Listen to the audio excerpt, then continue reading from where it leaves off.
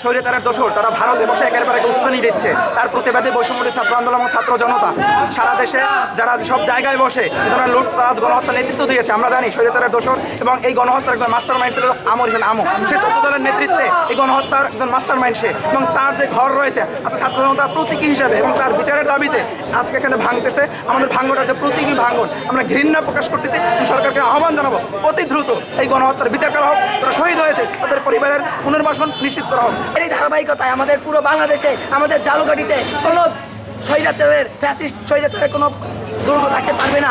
তার জন্য আজকে ছাত্র জনতা আমাদের এখানে হাজির হয়েছি।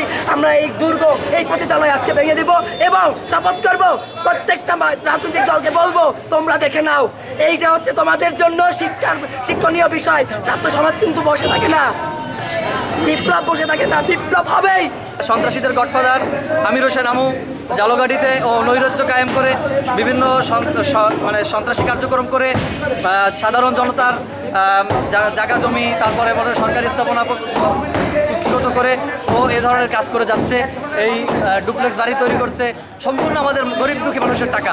আমরা আমাদের নিজস্ব সম্পদ আমরা উৎখাত করতেছি।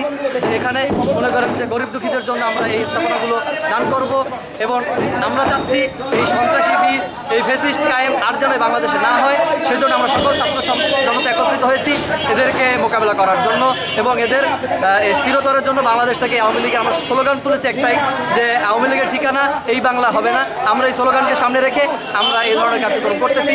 এখানে আমাদের সাথে সকল ছাত্র জনতা, জালকাঠির সকল ছাত্র জনতা, নিরীহ ছাত্র জনতা সকলে একত্রিত হয়ে আমরা এই ওদের যে সন্ত্রাসী কার্যক্রমগুলো ছিল, যেখানে বসে সন্ত্রাসী কার্যক্রমগুলো করতো জালকাঠিতে, এখান থেকেই জালকাঠি যত প্রত্যেকটা মানে ফ্যাসিস্ট কায়েম তারপর প্রত্যেকটা মনে করেন যে সন্ত্রাসী কার্যক্রমগুলো এখানেই তারা আলোচনা করতো। এখান থেকে সারা জালকাঠি সবখানে ছড়িয়ে যেত।